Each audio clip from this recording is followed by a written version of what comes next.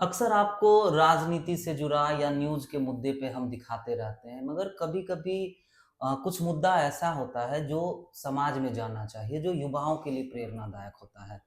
तो हमारे साथ मधुसूदन जी हैं, युवा व्यापारी हैं, मगर आपने इन्हें जब भी देखा होगा तो इनके व्यापार के बारे में जाना होगा या व्यापारिक मुद्दों पे इन्हें देखा होगा क्योंकि सोशल मीडिया पे एक्टिव रहते हैं।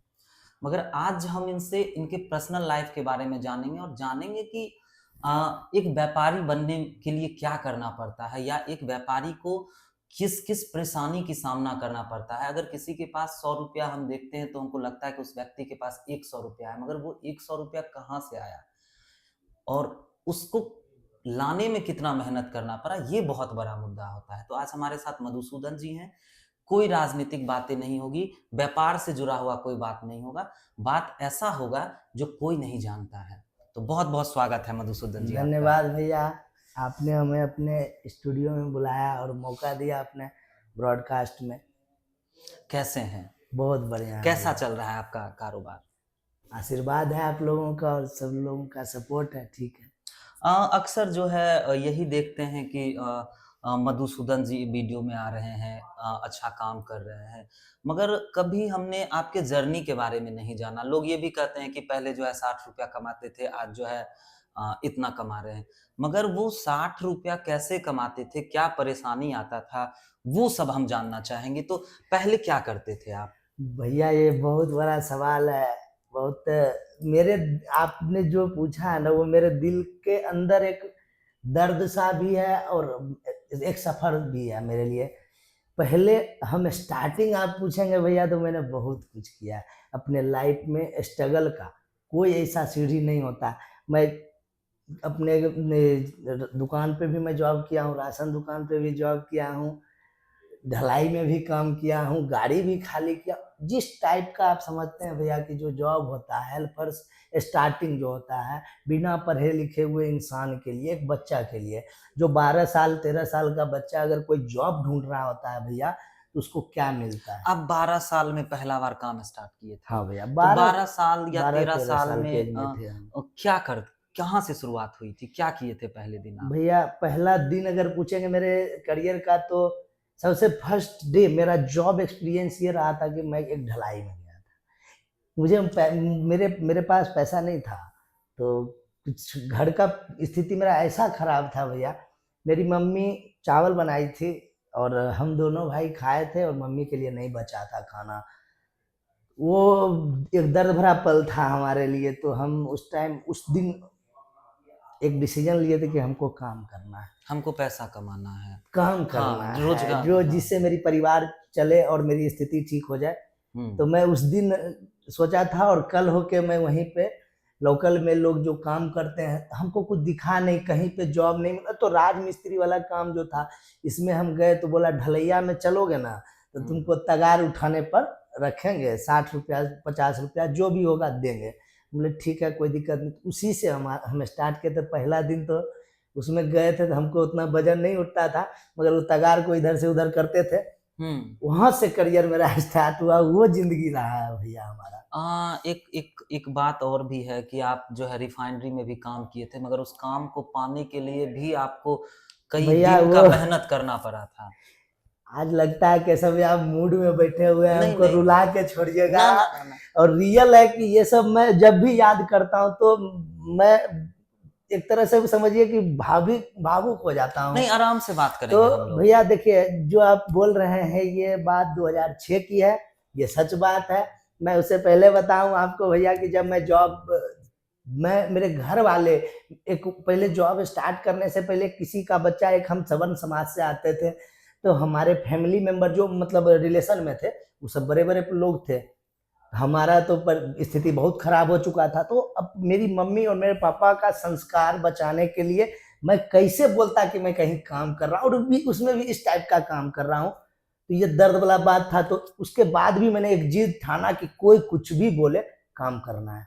लोग कहते हैं कि आपने कह दिया कि सवर्ण समाज का मतलब भूमिहार का बच्चा है। लोग कहते हैं कि भूमिहार गरीब नहीं होता है, बहुत पैसा होता है। ऐसा गलत बहुत है। पैसा होता है, वो भूमिहार जो है सिर्फ़ दबदबा कर सकता है और दूसरे जाति को दबाने का काम करता है। तो फिर कैसे आप गरीब निकल गए उस भूमिहार कास्ट भैया से? ऐसा ऐसा है नहीं, कि सब ऐसा भूमिहार नहीं, अमीर ही हैं? नहीं नहीं नहीं, अमीर नहीं है भूमिहार में। आज जो स्थिति हम देख रहे हैं भैया, और दो जो देखे हैं अपने साथ, हमारे साथ दिल्ली में कर्मित बहुत सारे बेगूसराय के भूमिहार बच्चे थे जो इस स्थिति को झेल रहे थे। आज हम लोग जानते हैं ना कि सब लोग जानते हैं कि लोग जाता है दिल्ली पंजाब कमाने तो वहीं बस जाता है, मगर वो बसता नहीं है। आप वहां जाके स्थिति मतलब देखिए कि भैया, उसकी मजबूरी है कि वहीं रहना मजबूरी पड़ता ऐसा है, हो फंस जाता है फंस वो। जाता है भैया ऐसा। अगर वो एक तो जितना कम पैसा में एडजस्ट करना पड़ता है, शायद कभी बीमार हो गया या किसी, आप समझिए ना, किसी अलग तरह का खर्चा हो गया, कपड़ा खरीदना है, कोई फेस्टिवल आ गया, उसमें उस कर्जे को लेते लेते लेते लेते वो दब गया, आज की डेट में वहां फंसा रह गया। उसमें अगर 100 जा रहे हैं ना, तो 100 में से 10 लोग ही लौट के आ रहे हैं, ये स्थिति था। और अच्छा, तो रिफाइनरी में कैसे जॉब मिला था, ये रिफाइनरी में बताइए। भैया जॉब मिला। आप उस समय कितने एज के थे? उस टाइम हम 14 साल के थे। अच्छा, 14 साल के थे। हमको काम मिल नहीं रहा था एक्चुअली। मैं मेरे संबंधी थे, उनके थ्रू अब मैं सिलीगुड़ी गया था, और उनके ही काम में मैं वहाँ थोड़ा थोड़ा वेल्डिंग का काम सीख गया था। वेल्डर जो थे वो भी अपने ही समाज के थे, वो भी बेचारे दिन रात मेहनत करते थे। उनको मैंने प्यार से बोला कि भैया हमको ज़रूरत है, वो बहुत मदद किए। उन्होंने हमको ट्रेंड किया। तो ये रिफाइनरी, ये एनटीपीसी की बात है, जब एनटीपीसी बन रही थी, यहाँ बाढ़ एनटीपीसी, उस टाइम का बात है। मैं सिलीगुड़ी से लौटा था तो मुझे कोई जॉब चाहिए था, तो मैं एनटीपीसी गया, और वहाँ पे जाने के बाद एक सिस्टम था कि 18 ईयर्स से कम एज के बच्चे उसमें नहीं जा सकते, 18 साल से छोटे बच्चे नहीं जा सकते। मैं 7 दिन लगातार उस गेट पे बैठा था, और वहाँ गेट पर बैठ बैठ के मैं डेली चला आता था जॉब। काम तो मिलता नहीं था, और एक अपने ही लोग, अपने ही उसमें लोग थे जो हमको वहां तक पहुंचाए थे, मगर वो बेचारे एक बहुत ही छोटे मतलब एक तरह से लेबर का काम करते थे, तो वो भी, उनका भी उतना पावर नहीं था कि वो हमको अंदर तक ले जा सके। मगर वहां पे जो काम करवा रहे थे लोग, वो भी अपने समाज के थे। मैं उनके पैर में लटक के रोने लगा, तो वो हमको उठाए, और उस टाइम उनको मैं बोला, भैया मेरा परिवार का स्थिति बहुत खराब है, आप प्लीज मुझे काम दिलवा दीजिए, आप जो बोलिएगा मैं करने के लिए तैयार हूँ। तो बोले क्या करेगा तुम? तो हम उनको एक लाइन बोले थे, हम वेल्डिंग कर लेते हैं थोड़ा थोड़ा। तो उस टाइम वो हमको लेकर के गए अंदर, और वही हमको जॉब दिलवाए थे भैया। ये सब याद आता है तो मुझे एक भरन हो जाता है मन में। अंदर में भी मैंने काम किया, रिफाइंड एनटीपीसी में मैं लगभग 6-7 महीना काम किया था। रिफाइन एल&टी कंपनी का टेस्टेड वेल्डर रहा हूँ भैया, गेमन का भी टेस्टेड वेल्डर रहा हूँ। अच्छा, चलिए, थोड़ा सा भावुक है, थोड़ा सा यहाँ से हट जाते हैं। यहाँ से हट जाते हैं। बेगूसराय में आपने अपना रोजगार कब शुरू किया, किस ईस्वी में शुरू किया? अगर बेगूसराय में रोजगार की बात करते हैं, अपना रोजगार की बात करते हैं, तो मैं 2020 से स्टार्ट किया। 20 से स्टार्ट किया। उससे पहले जॉब वगैरह जैसे प्रक्रिया चल रहा था? हाँ, जॉब चल रहा था, कुछ जगह वो पार्टनरशिप चल रहा था, ऐसे ही चल रहा मगर था। स्थगित मेरा मतलब एक बोलते हैं ना एस्टेब्लिशमेंट, वो स्टार्ट किया हम 2020। शादी हो गया है आपका? हाँ सर, शादी हो गया है। शादी शादी तो मेरा बहुत पहले हो चुका था। उस टाइम मैं कलकत्ता के कंपनी में जॉब कर रहा था। मेरा उस टाइम पैकेज था 16 लाख रुपया, और मेरा शादी मतलब पकड़वा हुआ था, 2012 में ही हो गया था। तो प्यार व्यार कभी नहीं हो पाया आपको? ऐसा तो नहीं है भैया। प्यार हुआ था कभी? हुआ, खत्म भी हो गया। समय प्यार क्यों खत्म हो गया? खत्म नहीं, देखिए भैया, समय समय सब कुछ समय करवाता है। और मैंने आज तक ये देखा है, आपका प्यार हो या परिवार हो या दोस्ती हो या संघर्ष हो, कुछ भी टिकता है तो पैसे पे।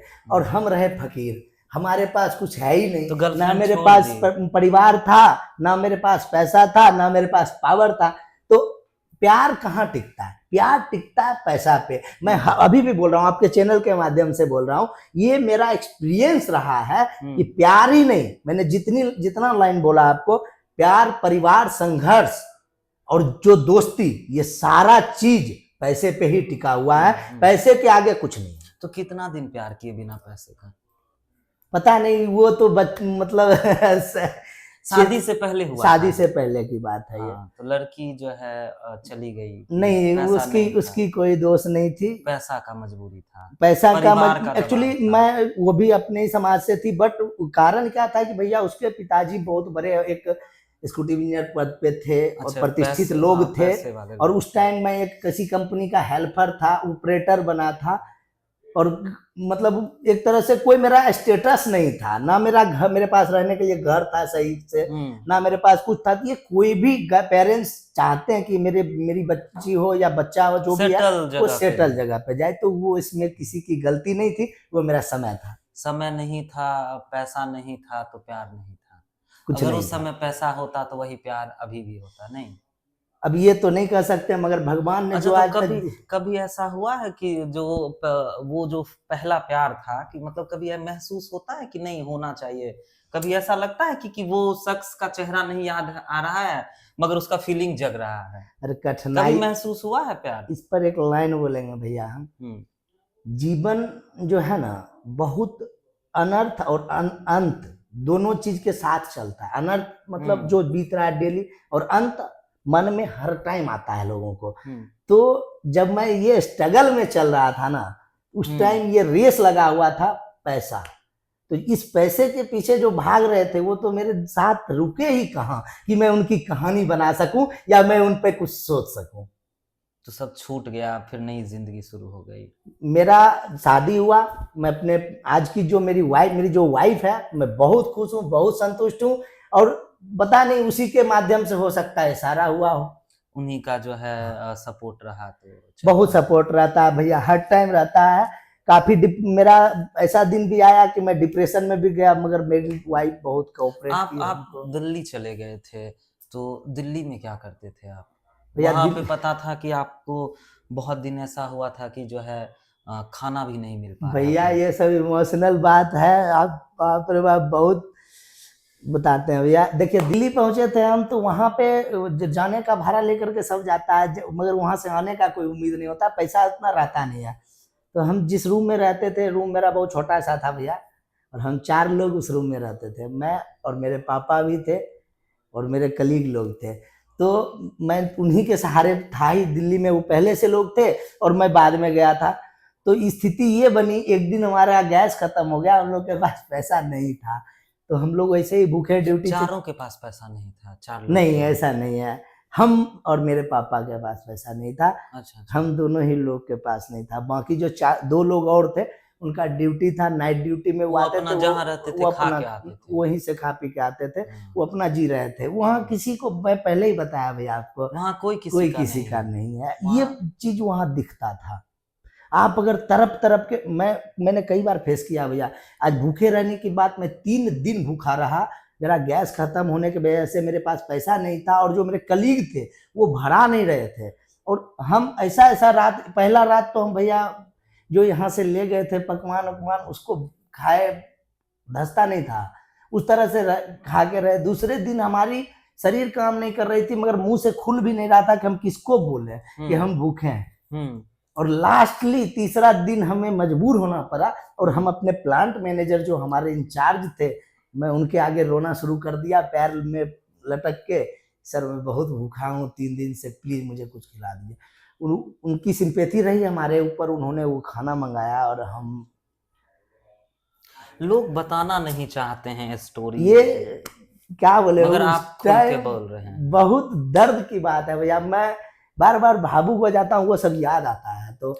लोग कहते हैं कि दिल्ली दिल वालों का है, मगर हमको जैसा महसूस होता है कि दिल्ली किसी का नहीं है, दिल्ली पैसों भैया वालों एक का बात है। है, मैंने अनुभव किया है दिल्ली में, कि आपके पास अगर पैसा है तभी दिल है। तो दिल है, अगर पैसा नहीं है तो दिल्ली नहीं है। तो ये जो अक्सर लोग कहते हैं दिल्ली है दिल वालों का, तो हम अक्सर कहते हैं कि नहीं, दिल्ली है पैसों वालों का। ये दिल राइट बोलते वहाँ हैं पे भैया। जिसके पास पैसा है उसी का दिल दिखेगा आपके एक्चुअली पास। होता क्या है ना भैया, आज के डेट में इतना सोशल मीडिया ये सब आ गया, तो अब कुछ कुछ चीजें दिखाई जाती है और कुछ कुछ चीजें नहीं दिखाई जाती है।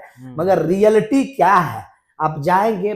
मैंने ऐसा ऐसा अपने लाइफ में ऐसा ऐसा दिन बिताया, जो हम कॉलोनी में रहते हैं। सबसे पहला चीज कि वहाँ कोई बोरवेल धंसा के अपना पानी नहीं निकाल सकता है। सारा पानी आता था वो जमुना वाला। जमुना के पानी को स्टॉक करते हैं हर जो लैंड के ओनर होते हैं, मकान मालिक जो होते हैं, वो अपने बेसमेंट में बहुत बड़ा वो टंकी बनाते हैं, उसमें स्टॉक करते हैं, और उसी पानी को वो ऊपर चढ़ाते हैं। आप समझ सकते हैं भैया कि उस पानी से नहाना उसी पानी से खाना बनाना। और अगर आप पैसा है तो आप जार खरीदिए जो रिफाइंड पानी आता है, नहीं है तो आप उसी से जिए। पीजिए उसे। और कभी कभी ऐसा होता था हम लोग के लाइफ में पैसा बहुत इंपॉर्टेंट रहा है, तो वो पानी को भी पी के रहे, चाहे बीमारी, हमको मालूम होता था कि आज 2 दिन लगातार वो पानी पीते थे भैया, तो तीसरे दिन डायरिया, फीवर सब कुछ होना था, मगर पीते थे। अभी मधुसूदन जी क्या कर रहे हैं? अभी जो है पुरानी स्थिति को भी याद कभी-कभी करते हैं कि सब कुछ भूल गए हैं। मधुसूदन इतिहास भूल गए हैं कि इतिहास याद नहीं है। सर, मधुसूदन वही है और इतिहास को कभी हम नहीं भूलेंगे। और आज भी आप देख रहे हैं भैया कि हमको हर चीज हो चुका है, हम इतना चाहते तो घर में बैठ के आराम से ऐशो आराम कर सकते थे, मगर मेरा ये कभी शौक नहीं रहा। अभी भी हम स्ट्रगल पे ही बने, और वही गांव इसी बेगूसराय का बच्चा एक दिन बिहार में, मेरा टारगेट बड़ा है भैया, मेरा सोच यही है कि जो अंबानी फैमिली इंडिया के लिए कर रही है, मेरा प्रयास कम से कम हो कि मैं बेगूसराय के लिए करूं। पहली बार जब शुरुआत में भी हम आपको जाने थे तो वही कहता था कि छोटा अंबानी, बेगूसराय का अंबानी, तो वहीं से हम पहले आपको जाने थे, अंबानी अंबानी, तब जाके हम आपको फिर मिलना जुलना शुरुआत हुई, तब ये फिर जो है सोशल पूरा मीडिया समझे। पे हाँ। हुआ था, सही बात है भैया, बट मैं बताता हूँ उसकी पूरी सच्चाई क्या थी। एक्चुअली जब मैं किन्हीं को इंटरव्यू दे रहा था, तो उन्होंने पूछा कि आपका लक्ष्य क्या है, तो हमने यही बोला कि मुझे अंबानी बनना है। मैं अभी भी बोलता हूँ मेरा लक्ष्य अंबानी बनना है, इसलिए मैं फॉलो भी करता हूँ धीरू भाई को, मैं बहुत फॉलो करता हूँ। वो भी भैया एक चोल से निकले हुए बच्चे, मेरे ही जैसा क्लास 8, उनका जीवनी मिलता है हम लोगों से, इसलिए मैं उनको फॉलो करता हूँ। अच्छा लगता है, बहुत अच्छा लगता है उनकी स्टोरी पढ़ने के बाद, देखने के बाद। आज मैं इंस्पायर्ड हुआ तो उनकी स्टोरी से, और कुछ कर भी रहा हूँ तो उनकी स्टोरी से। अभी अभी जैसे आपके जैसे बहुत सारे लोग आपके साथ काम कर रहे हैं, अगर कोई कभी आ जाते हैं कि हमको जॉब चाहिए और आपके पास जो है जगह ना हो। भैया मेरे जो बॉस थे ना, वो हमको एक चीज सिखाए थे, कभी भी किसी लोग को जॉब के लिए मना मत करना। अगर तुम जॉबर्स हो, अगर तुम 2 लोगों को भी जॉब दे रहे हो, तो तुम्हारा प्रयास ये होना चाहिए कि आप 2 नहीं 2 लाख भी आ जाए तो उनको मना मत करिए, उनको जॉब दीजिए। उसके लिए आप संघर्ष कीजिए कि वो 2 लाख लोगों से करवाना क्या है, और आपको कितनी रातें जागनी पड़ेगी उन 2 लाख लोगों को जॉब देने के लिए। तो मेरा प्रयास हर टाइम, मैं उन्हीं की बात को फॉलो करके चलता हूं। तो आज तक मेरे मन में कभी ये नहीं है, जो लोग आएंगे कहेंगे, मेरा जहां तक इस शरीर में जान है, मैं उनका हेल्प करने के लिए तैयार हूं। अक्सर क्या होता है ना कि कोई अगर जैसे आपने, हम तो पुराना कहानी आपका जानते हैं कि बहुत बार असफल भी हुए, संघर्ष करते गए। लोग क्या कहते हैं ना कि कोई भी नया रोजगार शुरू करता है या नया जॉब शुरू करता है या कहीं जाके काम भी शुरू करता है, तो हमारे यहाँ का ये नेचर है, तो हम लोग कहने लगते उससे थोड़ा होगा, उससे थोड़ा होगा, या अगर वो असफल हो गया फिर भी हम लोग कहते हैं हम तो जानते ही थे कि वो पैसा डुबा देगा। तो उसके लिए क्या कहिएगा? क्या जिंदगी का पहला मकसद यही है कि आपने जो काम किया उसी में सफलता मिल जाएगा, या आप प्रयास कर रहे हैं तो भविष्य में सफलता मिलेगा? बहुत बड़ा सवाल है भैया आपका। मैं तो इतना पढ़ा लिखा हूं नहीं, बट मेरे जो दिमाग अनुभव में है आपका अपना ये मैं पर्सनल। अपने अनुभव से बताता हूं कि जो लोग ये बोल करके बैठ रहे हैं उससे नहीं होगा, मैं उनको यही बोलता हूं कि सिर्फ मुझसे ही होगा, आपसे नहीं होगा। किसी से भी कुछ हो सकता है भैया। इंसान, हम मनुष्य रूप में जन्म लिए हैं, मेरी कैपेसिटी, पहला अध्ययन क्या होता है हमारे मन में कि हम अगर कमाने के लिए निकले हैं, मेरे पास विरासत कुछ नहीं है, तो हम शरीर से मेहनत करके पैसा कमाएंगे। तो मेहनत को किस रूपरेखा में आप ले जाते हैं, किस ढंग से सजाते हैं, और किस प्रक्रिया से आप उभर के आते हैं। अगर आप मजदूर ही बनते हैं ना, तो उसका रोल मॉडल बनिए, जो मजदूर है उसका टॉपर। हम अक्सर कहते हैं, सबको कहते हैं कि मेरे पास खोने के लिए कुछ नहीं है, पाने के लिए पूरा दुनिया है। ये बात तो सच जो है। लोग स्ट्रगल कर रहे हैं, तो हम सबको कहते हैं कि आपके पास खोने के लिए कुछ नहीं है, हार गए तो क्या हुआ, फिर से शुरू करेंगे। पहले भी हम जीरो थे, आज भी हम जीरो हैं, फिर जीरो से शुरू करेंगे, फिर 1 2 3 होगा। मेरे साथ ही बीता हुआ है आपका जो सवाल था भैया। जब मैं कमाने के लिए निकला था, तो मेरी पहचान क्या होती थी, आ गया दिल्ली से रह, कितना कमाया है, क्या करेगा इस बार, घर में प्लस्तर और करेगा कि नहीं, ईंटों जोड़ेगा, इस ढंग का मेंटेलिटी होता था। उसके बाद धीरे धीरे चेंजेस होते गया, फिर लोग अरे किसी का लूटा होगा ये भी मन में लाते हैं कि लूट के लाया है। कभी ये नहीं सोच सकते कि मेहनत से भी हो सकता है। ये समाज का ही देन है। अगर आपके पास पैसा नहीं है तो लोग कहेंगे इसके पास कुछ नहीं है, ये तो भिखारी है। हाँ अगर आपने मेहनत करके पैसा ले आया तो लोग ये फिर वो भिखारी हटा के फिर कहेंगे ये लुटेरा है, किसी लुटेरा का है। कम लिया और होगा। उसके बाद भी अगर आप कुछ कर रहे हैं, कुछ अच्छा कर रहे हैं, तो वही लोग आपके बीच में भी घुस जाएंगे और जो आपकी अच्छाई को सबूत दे रहे हैं, बना रहे हैं आपके टीम को, उनको फोड़ करके वो चले जाते हैं और फिर बाहर जाके देखो वही ड्रामा करते हैं, इतना बड़ा कदम उठा लिया, इससे होना ही नहीं था। मैं उन लोगों को हर टाइम बोलता हूं कि आप मेरे लिए चैलेंज बनाइए, आप चैलेंज बनाने के लिए पैदा हुए हैं, हम तो मजदूर के बच्चे हैं, हर चैलेंज को तोड़ने के लिए पैदा हुए हैं। वाह, बहुत अच्छा। चलिए एक बात और है कि जो लोग कहते हैं कि सफल लोगों के पीछे तो कहानी होती ही है, क्योंकि सफलता बिना कहानी का नहीं नहीं मिलता है होता है। आपको। और एक ये है कि हर एक सफल लोगों के पीछे एक बुरी कहानी होती है। तो क्या हमें सबसे गलती होता है, सबके पीछे कुछ ना कुछ दोष तो होता ही है। तो जो व्यक्ति सफल है या जो प्रयासरत है या जो कुछ अच्छा काम किया है, तो उसके अच्छाई को देखें या उससे जो मिस्टेक हुआ है, जो गलती हुआ है, उसको नोट करें। भैया मेरा तो ओपिनियन ये है इस बात पे कि कभी भी किसी के बुराई जो बीता हुआ पल है, मेरा लाइन भी है, मैंने कई कोट्स भी बोला है कि मैं आज पे नहीं अभी पे विश्वास रखता हूँ, ये सच है। कल की बात बीत गया, अभी मैं अगर आपके पास फेस टू फेस बात कर रहा हूँ तो ये सबसे बड़ा पॉइंट ऑफ वर्क है, इससे बड़ा कुछ नहीं है। तो लोग बोलते हैं कि तुमने ये कर दिया, वो डिमोरलाइज करना और वो बार बार नोटिस कराना वो लोगों को बैक करता है। तो मैं यही बोलूंगा पीछे घूर के मत देखो, जो हो गया वो हो गया, उस पर मत जाओ, आप आगे देखो। आप अपने होता क्या है कि जनरली लोग टारगेट को पीछे छोड़ जाते हैं और अपने आप को बहुत पीछे छोड़ जाते हैं। तो मेरा प्रयास ये है, मैं केशव भैया जब मैं जॉब में था तो मैं मार्केटिंग जब मैं कर रहा था तो कभी मेरे कस्टमर्स हमसे आज तक वो कस्टमर्स नाराज नहीं हुए। मेरे साथ ऐसा वैसा दिन आता था कि मैं खाना तक खुद ही बनाता था, खाना बना के खा के खाना नहीं खाता था, मैं तुरंत निकल जाता था कि पहले कस्टमर मीटिंग करूंगा। रास्ते में अगर बारिश हो रही है तो मैं अपने कपड़े का भीगने का डर नहीं रखता था, मैं अगर भींगा हुआ भी उनके यहाँ तक पहुंच जाऊंगा, शायद उस सिंपैथी बन जाए या शायद वो मेरे परिश्रम को परख ले, इसलिए मैं ये करता था। कभी भी मैंने बैक गियर लगा के, कभी भूख भी लगती थी हमें, आज भी मेरा ये आदत है कि मैं जब सुबह अपने कर्म पे निकलता हूं तो मुझे खाने की चिंता नहीं होती है कि मैं कब खाऊंगा, पहले काम करना है, पहले काम करना है। अगर मेरा आज प्रयास ये होता है कि मैं देख रहा हूं, देखते देखते आप जैसे बाइक से आप चलते हैं या गाड़ी से चलते हैं तो आपको दिखती है होटल्स, लाइन होटल्स, सारे चीज, तो लोग क्या करते हैं, अरे एक होटल है रुक जाता बैक है। करो। हाँ। मेरा ये प्रयास कभी नहीं रहा, मैं बैक गियर लगाया ही नहीं। जो छूट गया सो छूट गया।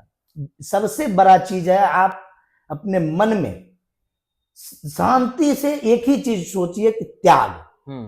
आप त्याग करना सीखे। त्याग इसलिए कि आप लेके कुछ आए नहीं है और लेके कुछ जाएंगे भी नहीं, जो है रचा रचाया यहीं पे रह जाएगा।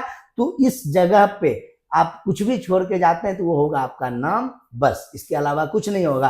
तो नाम कमाने के लिए पैसे की जरूरत नहीं होती है, लोगों की जरूरत होती है। तो लोग के अंदर विश्वास जमाना, बस। आप शायरी बहुत बोलते हैं, कहाँ से सीखे हैं ये सब? अनुभव से। अनुभव से, खुद ही बनाते रहते हैं? हाँ, हमने आज तक किसी का कॉपी करके कोई शायरी नहीं बोला। आप जितने भी पोस्ट हमारे देखते हैं, मैं किन्हीं को कॉपी नहीं करता हूँ। इसी तरह से मेरा एक दोस्त, खुद लिखते रहते हैं, हम खुद ही लिखते हैं। एक दिन मेरा एक दोस्त पूछ रहा था मेरे से, यही सवाल किया था, हम लोग देवघर से आ रहे थे, रास्ते में ही पूछ दिया उसने कि तुम मेरे लिए कोई शायरी बोलो। तो उसका नाम दीपक था, तो मैं उसको भी एक संदेश जाएगा। मैं उसको एक लाइन बोला था, तुरंत ही मेरे मुंह से निकला था, हो दीपक सम्मानजनक तुम्हारे पीछे अंधेरा खड़ा, क्यों जलाते हो खुद को आखिर, हम सब हैं इंसान बुरा, तुम्हारी किसी को फिक्र नहीं अब, मतलब में इंसान परा, हो दीपक सम्मानजनक तुम्हारे साथ ना कोई खरा। ये बहुत बड़ा लाइन था। वो आज तक बहुत सारा वायरल भी हुआ था, पता मेरे भी बहुत- एक मित्र हैं दीपक, उनको हम ये भेजेंगे आपका जरूर छोटा सा भेजिए वीडियो। हाँ, जरूर भेजिएगा। उनको भी ये भेजेंगे। कहानी है कि उसका स्टोरी ये था कि बोला दोस्त हम सबके लिए सब कुछ करते हैं, मगर मेरी फैमिली भी नहीं मानती है कि तुम मेहनत करते हो। और ये सच है भैया कि जब आप स्ट्रगल करेंगे, आपके पास पैसा नहीं भी होगा, तो भी जो आपको गार्जियन समझ रहे हैं, जो आपके नीचे नीडेड लोग हैं, जो आपसे जुड़े हुए हैं, उनकी उम्मीद आप ही पे टिकी होगी, ना कि दूसरों पे। तो लोग को लगता है वो मतलब ही है, तो ये कोई मतलब नहीं होता। उनकी रिक्वायरमेंट आपसे है तो आप ही से वो डिमांड करेंगे। तो इसीलिए मैं बोला था, हो दीपक सम्मानजनक, तुम बहुत सम्मानजनक हो। तुम्हारे पीछे अंधेरा, तुम्हारे पास कोई है ही नहीं, तुम्हारे पीछे कौन है? कोई नहीं है। सब चीज तो बना बनाया सृष्टि में है भैया, सब कुछ तो ब्रेकअप यही छोड़ के जाना है। दिल्ली से कब आ गए और क्यों आ गए? क्या ऐसा हुआ जो दिल्ली छोड़ना पड़ा आपको? दिल्ली छोड़ने का मेन रीजन हुआ कि सबको लाइफ में ग्रोथ चाहिए होता था भैया। तो मैं 2010 और 2011 दो बार मैं India the best technical award भी लिया था। तो उस कारण से मैं कलकत्ता पकड़ा था। तो मुझे ये लगा सब दिन कि मैं एक ही कंपनी में 9 साल जॉब किया था, उसके बाद थोड़ा सा अपडेट चाहिए। मतलब दिल्ली में आप 9 साल रहे? 9 साल रहे थे। 9 साल की जर्नी है मेरी दिल्ली। उसके बाद मैं 3 साल कलकत्ता में बिताया था। उसके बाद मैं बिहार आया था, उसके बाद बिहार आया था। तो लगभग मैं 12 से 13 साल प्रदेश में गुजारा था। जो लोग अगर सक्सेस हैं या जिनके पास बहुत पैसा है, वो भी बिहार में उद्योग नहीं लगाना पाते हैं। क्या चैलेंज होता है बिहार में उद्योग लगाने के लिए? सबसे चाहे वो छोटा हो या बड़ा, उद्योग नहीं लगाना चाहते, क्या सबसे बड़ा दिक्कत? चैलेंज एक यहाँ पे मैं जो फेस करता हूँ कि लोगों को प्रॉब्लम एक कारपोरेट सेक्टर जो बोलते हैं प्रोफेशनल सिस्टम, वो यहाँ पे नहीं मिल पाता है। ना कस्टमर प्रोफेशनल होते हैं, ना बिजनेसमैन। अगर बिजनेसमैन प्रोफेशनल बने भी तो कस्टमर नहीं हो पाते हैं, जिस कारण से उनकी बिजनेस ठप होती है। ये देखने को इसीलिए लोग मिलता है। बाहर ही लगाते हैं। बाहर में क्या बोले भैया, पैसा से मतलब है, सिर्फ पैसा। वहां पे वहां पे भाईचारा नहीं आपका है। अगर आपका अगर हमको बड़ाई करना होगा, हमको अगर दिल से पूछिएगा तो आपके सबसे अच्छा चीज आपका, हमें ये शर्ट लग रहा है, ये दिल की बात है। मगर मेरे मन में होगा कि केशव भैया का बड़ाई करना, तो उनको हम कहेंगे कि आपका चश्मा बहुत बढ़िया है। क्यों? आपके बड़ाई से हमको सिर्फ चश्मा आपका देख रहे हैं कि आप बार बार चश्मा उठा रहे हैं, तो आपके सबसे पसंदीदा चीज आपका वही है। तो ये मेंटली होता है, मेंटल माइंड होता है मतलब लोगों अपना का। दिल जो कह रहा है वो नहीं करना है, जो लोग सुनना चाहता है वही बताना है और वही करना है। लोगों को भी यही पसंद आता है, बहुत पसंद आता है कि आपके दिल में क्या है आप मत बोलिए, मेरे दिल में जो है उसका गुणगान उसको कीजिए। उसका गुणगान कीजिए। आप अगर किसी के बगल में, मैं तो देखता हूँ, मैंने देखा बहुत सारा दिन, मैंने देखा कि आप अगर मेरे साथ में जॉब में ही लड़के थे, बहुत सारे ऐसे लड़के थे जो मेरे फ्रेंड सब थे। उनका कहना था कि जब तक बॉस नहीं है तब तक काम करना, बॉस गए काम नहीं करना।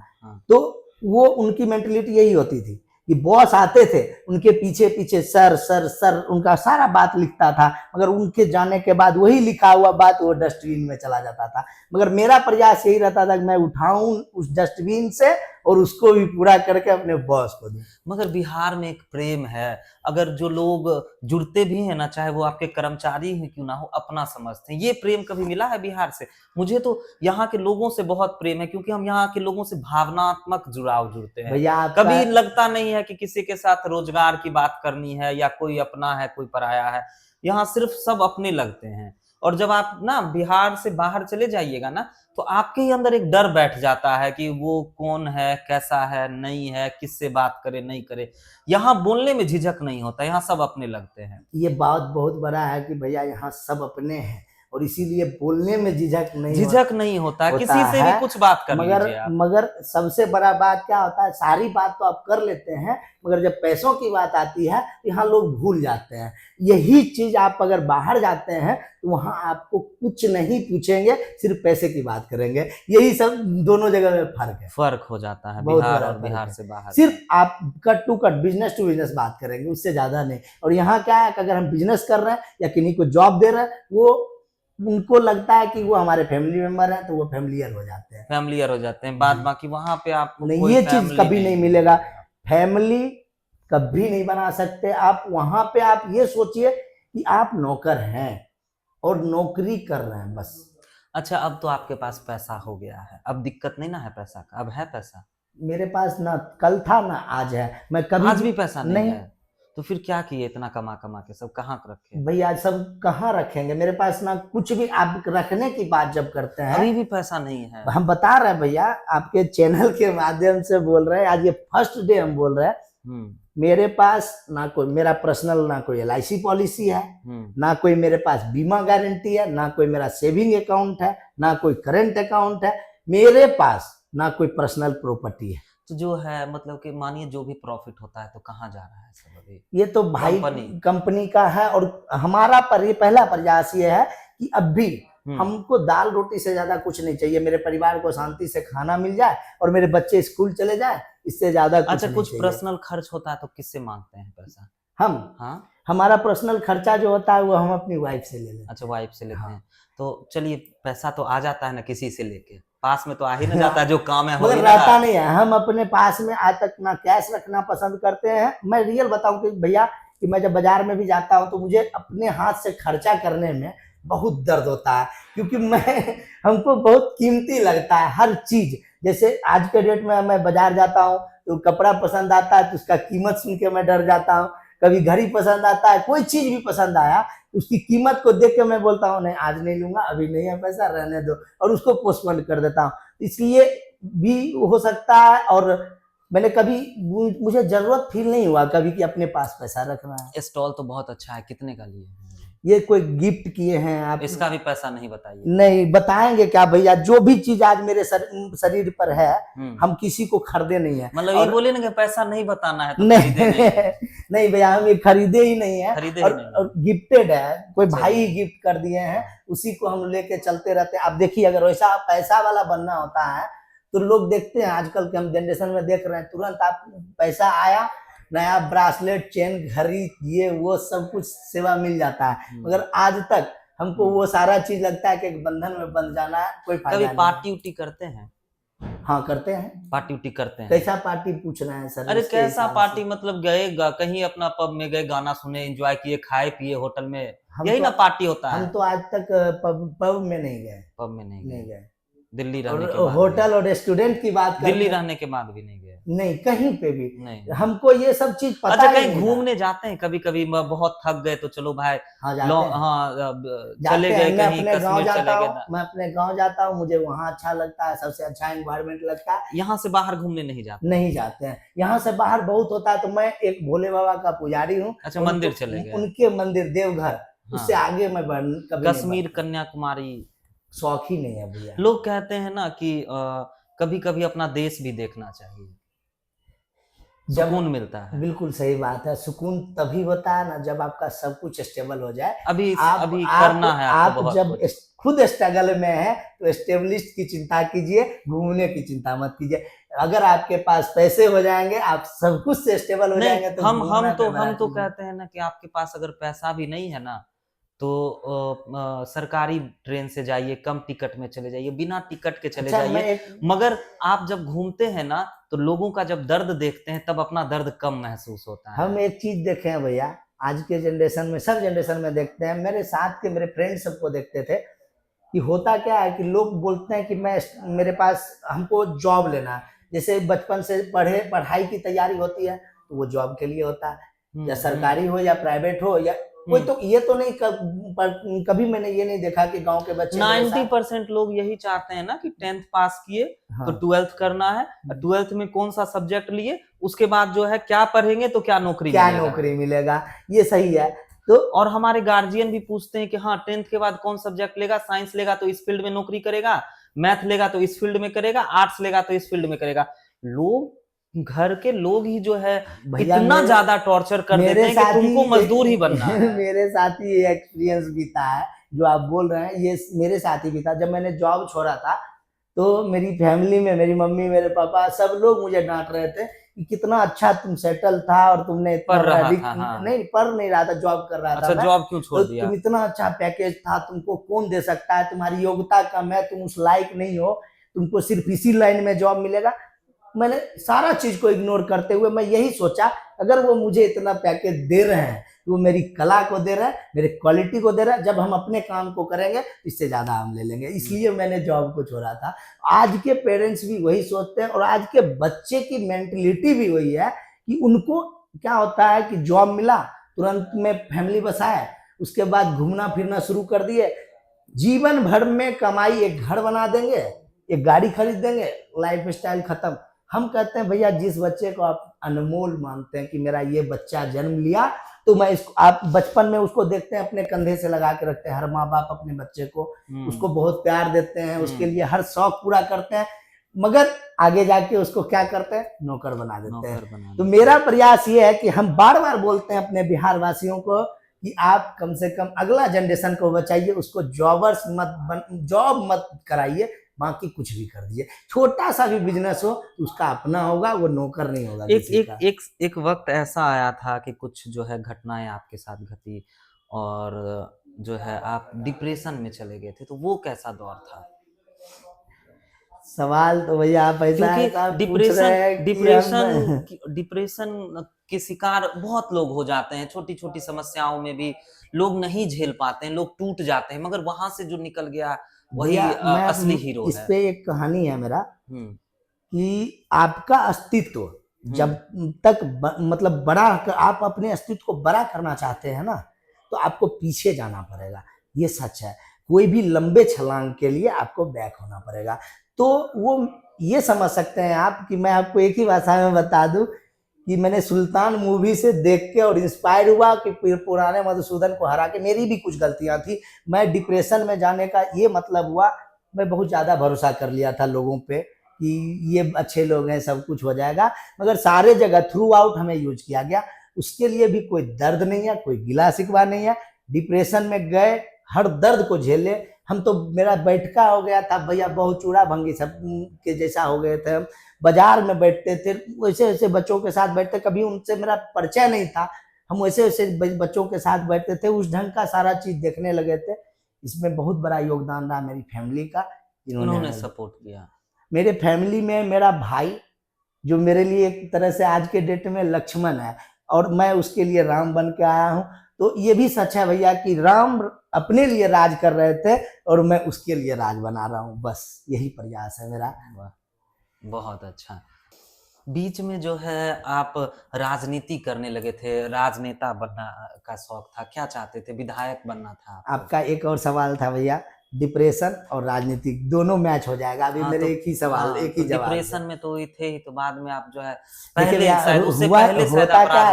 होता क्या है कि मैंने, जितना मेरा उम्र नहीं है उससे ज्यादा मैंने एक्सपीरियंस लिया है। तो कम उम्र में थोड़ा पैसा आ जाने के बाद लोगों को लगता है कि मैं ये सब कुछ कर लूंगा, ये मैं इस लायक हो गया हूँ, मुझे इतना लोग सम्मान देने लगे। इस कारण से मैं अपने आप को पॉपुलर बनाने के लिए मैं राजनीतिक में घुसा था और उसका सपोर्ट ले रहा था। मगर जब मुझे सच्चाई पता चला कि यहाँ कुछ नहीं है, और सबसे बड़ा बात क्या होता है कि भैया आप किसी फील्ड में जाते हैं, किसी भी गरीब गुरबा के यहाँ आप जाते हैं, मैंने बहुत बड़ा पोस्ट पे रहा था, जिलाध्यक्ष भी रहा हूँ, प्रदेश महासचिव भी रहा हूँ। मुझे ये लगता था जब मैं किसी गरीब गुरबा के घर पे जाता था और उसकी स्थिति देख करके वो दर्द जब फील करता था, वो मैं पूरा नहीं कर पाता था। मैं बोल के वहां से कमिट तो करके आ जाता था कि हाँ आपको ये हम बात करते हैं, पार्टी से हो जाएगा, मगर क्या है कि ऊपर के जो लोग बैठे हुए थे वो सब कभी संभव होने नहीं दिए। तो हमें लगा कि ये राजनीतिक छोड़ देनी चाहिए। इस राजनीतिक से बाहर निकलने के लिए उससे पहले ही मेरे साथ ऐसा राजनीतिक हुआ कि राजनीतिक हम भूल ही चुके हैं। अच्छा, राजनीति करने आप गए थे, मगर आप ही के साथ राजनीति बहुत बड़ा राजनीतिक हुआ और मेरी पहचान, मेरे नाम, सब कुछ को खत्म कर दिया जाना था। मगर मतलब राजनीति के कारण ही आप डिप्रेशन में चले गए? हाँ, यही कह सकते हैं आप। तो युवाओं को राजनीति करने से पहले किन सभी बातों का ध्यान रखना? पहले तो आप खुद कैपेबल बन जाइए, उसके बाद किसी फील्ड में उतरिए, चाहे वो राजनीतिक हो या आपका गांव हो या आपका घर हो या कुछ भी करने से पहले आपको कैपेसिटी और पावर उतना बनाना पड़ेगा। नहीं तो यूज एंड थ्रू तुरंत होंगे भैया, तुरंत। हर लोग रेस में लगे हुए हैं, ये जीवन नहीं रेस है। हम तो यही मानते हैं कि जीवन नहीं है, ये रेस है। हर रेस में आपको सफल होना होता है, हर परीक्षा में आपको पास होना होता है। तो आप जिस चीज को चूज कर रहे हैं वो एक परीक्षा, एक एग्जाम है और एक रेस है, तो उसमें आपको दौड़ के निकलना पड़ेगा। तो वो आप अगर नहीं निकले तो आप फंसेंगे। ये गारंटी है। तो आप ऐसा नहीं है कि आपको उस गेम से बाहर कर दिया जाएगा, नहीं, आप उस गेम में ही रहेंगे, मगर उस गेम के बॉल बन के आप घूमते रहेंगे सबके कोर्ट में।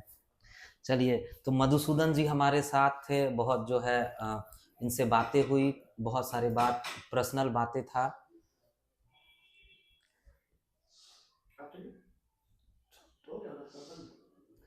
तो मधुसूदन जी हमारे साथ थे, बहुत सारी इनसे बातें हुई, बहुत ढेर सारी पर्सनल बातें भी हुई और इन्होंने अच्छे तरीके से जवाब भी दिया। तो ये वीडियो कैसा लगा आप लोग कमेंट करके बताइए, और मधुसूदन जी आपका हमारे ऑफिस में आने धन्यवाद, के लिए बहुत बहुत धन्यवाद भैया कि आप जैसे लोग, और इतनी बड़ी चैनल है अपनी, आज बेगूसराय टुडे को मैं एक सम्मानित चैनल समझता हूँ, और ये आपके योगदान से बेगूसराय को मिला है। तो बेगूसराय के पब्लिक या बिहार के पब्लिक जहाँ भी लोग देख रहे हैं, मेरे हमसे आपके स्टूडियो में कुछ गलत बोला गया हो तो उसके लिए मैं माफ़ी चाहूँगा, ना कि मेरे वीडियो पे कमेंट करें। जो गलती हो मेरी पब्लिक मुझे बोल सकते हैं, मैं माफ़ी के हर टाइम मैं झुका हुआ हूँ, कभी उठूंगा नहीं। बाकी के सब भैया का बहुत बहुत धन्यवाद। धन्यवाद।